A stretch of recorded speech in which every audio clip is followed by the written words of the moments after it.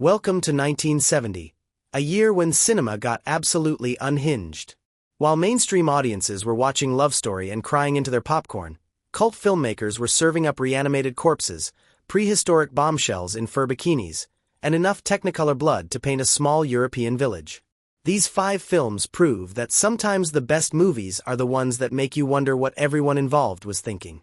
If you love discovering weird cinematic gems, you're in the right place.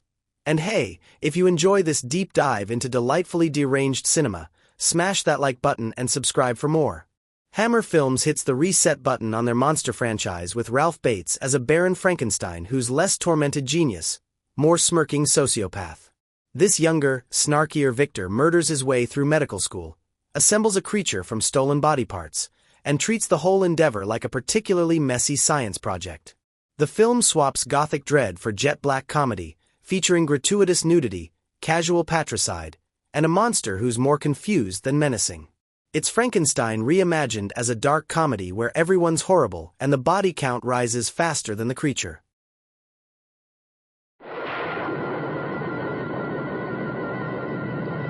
One of the first things we're going to need is the raw material.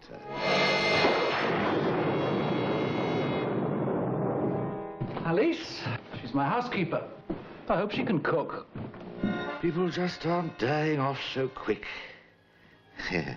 It's the welfare state. That's what it is. To terrorize the living.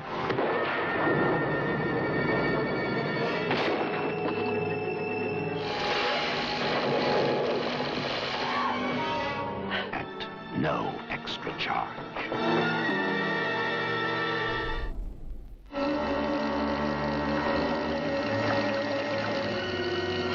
Shrink from this eye, this all-seeing eye.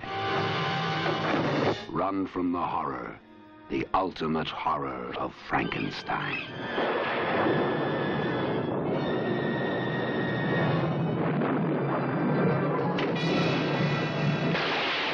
Experimenting with the forbidden secret of life itself. We're going to make a person, but fresh, mind you. Nothing more than 3 days old. Anything I bring you will be so fresh, get past the government meat inspector.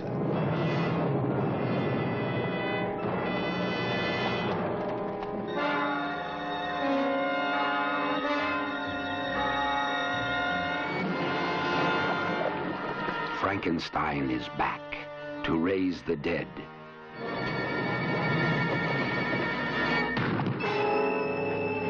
Hammer, the masters of suspense, offer you a shocking bargain. Your ticket entitles you to be frightened out of your wits.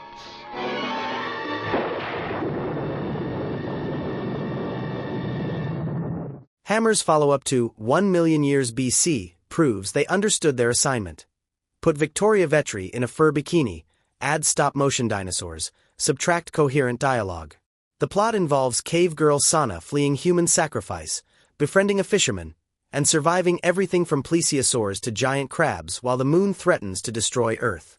Oscar-nominated special effects by Jim Danforth create genuinely impressive prehistoric mayhem, though the language is mostly grunts and the historical accuracy is non-existent.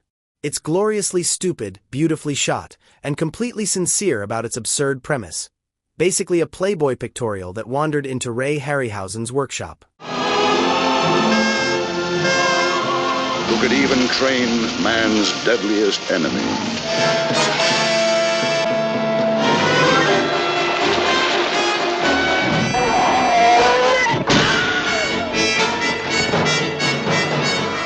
Danger from above, danger from below.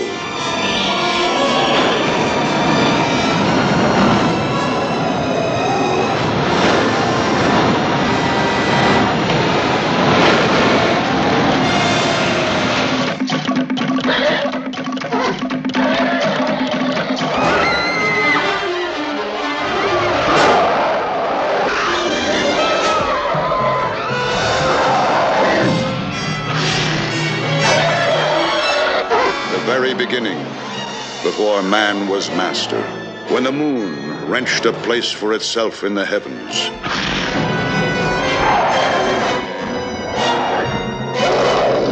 and the color of a woman's hair decided who should be sacrificed.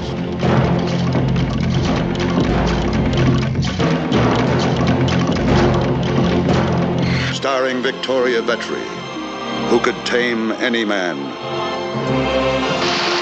Naked Sayara, also actress. Necro!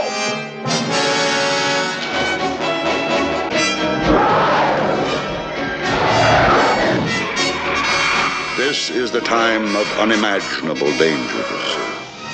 Danger from every living thing in this primitive world.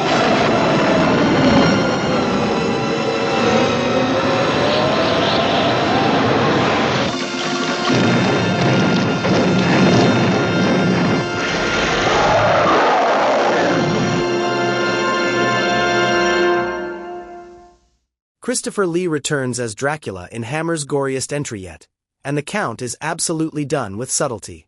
He impales servants, melts faces with hot pokers, and engages in full-on bad-on-human violence that shocked 1970 audiences. The plot follows typical young couple stumbles into Dracula's castle beats, but cranks the sadism to 11 with creative kills and Christopher Lee actually getting dialogue this time. Dennis Waterman plays the hero investigating his brother's disappearance, while Dracula terrorizes everyone with aristocratic malice. It's meaner, bloodier, and cheaper looking than previous entries, but Lee's genuinely menacing performance makes this nasty little horror show compulsively watchable. From the creature that extends his power. Take her with you. You'll do terrible things to her if you don't. Terrible things.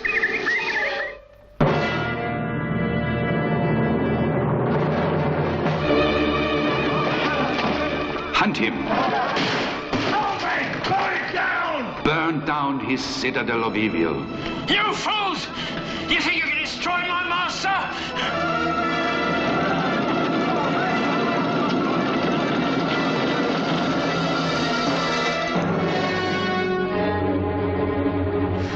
Dracula's reign of horror reaches out even further. A winged creature of terror becomes Dracula's most fearsome new ally.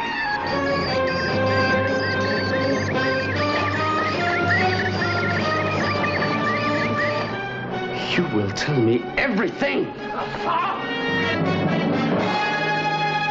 You must get away too. Now. There is no escape from the all-embracing evil of the humans who do his bidding.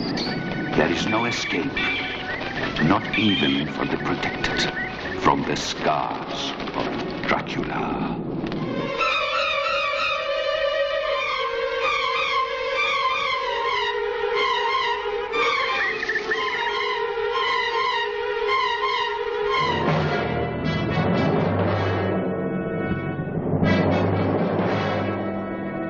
Sergio Sol Lima directs Charles Bronson in an Italian crime thriller that's basically Death Wish, with better cinematography and a twistier plot. Bronson plays hitman Jeff Heston, betrayed during a job and left for dead by his girlfriend and her mobster boss. After recovering in New Orleans, he returns for revenge in a narrative that jumps between timelines, mixing passionate flashbacks with cold-blooded present-day killings. Telly Savalas chews scenery as the villain, Jill Ireland Smolders as the duplicitous lover, and Ennio Morricone's score elevates every frame. It's sleek, violent, and stylish.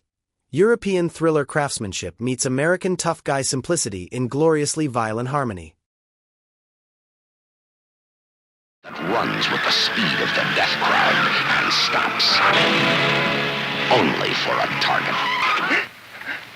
The devil is all the family the orphan will ever need. No.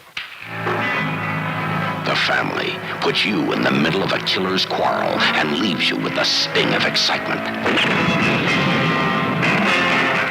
What? You can see him if you look out of your porthole.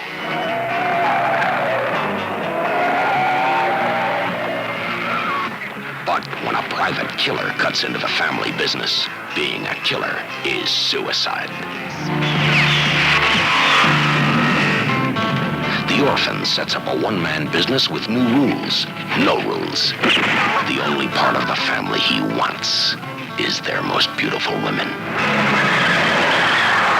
matter? You lost the courage to pull the trigger? Here is a motion picture that doesn't waste a second. Alfred!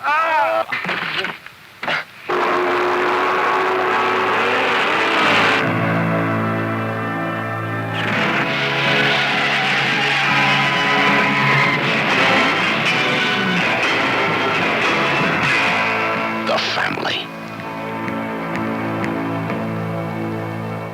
Dario Argento's directorial debut essentially invents the giallo thriller template that Italian horror would obsess over for decades. Tony Musanti plays an American writer in Rome who witnesses an attempted murder in an art gallery and becomes obsessed with solving the case, while a black-gloved killer stalks women across the city. Argento constructs elaborate set pieces filled with modernist architecture, terrifying phone calls, and a mystery that hinges on unreliable perception. Ennio Morricone delivers another iconic score. The kills are brutally inventive, and the twist ending redefines everything you've seen.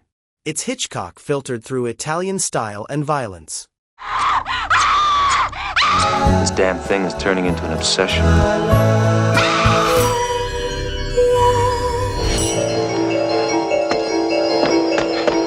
I can't get in! I'm Inspector Morosini.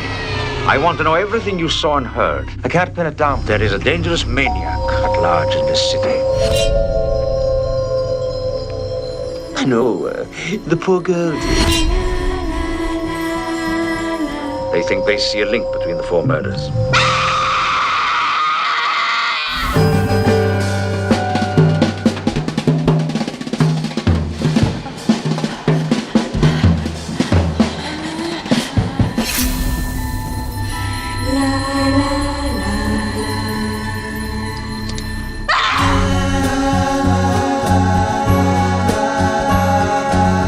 And there you have it. 5 gloriously weird films that prove 1970 was an absolute banger year for cult cinema. From reanimated corpses to Italian murder mysteries, these movies knew exactly how strange they were and leaned into it beautifully. If you enjoyed this trip through cinematic madness, throw me a like, drop a comment with your favorite 1970s cult classic, and subscribe for more deep dives into the movies that time forgot, but shouldn't have. Until next time, keep it weird.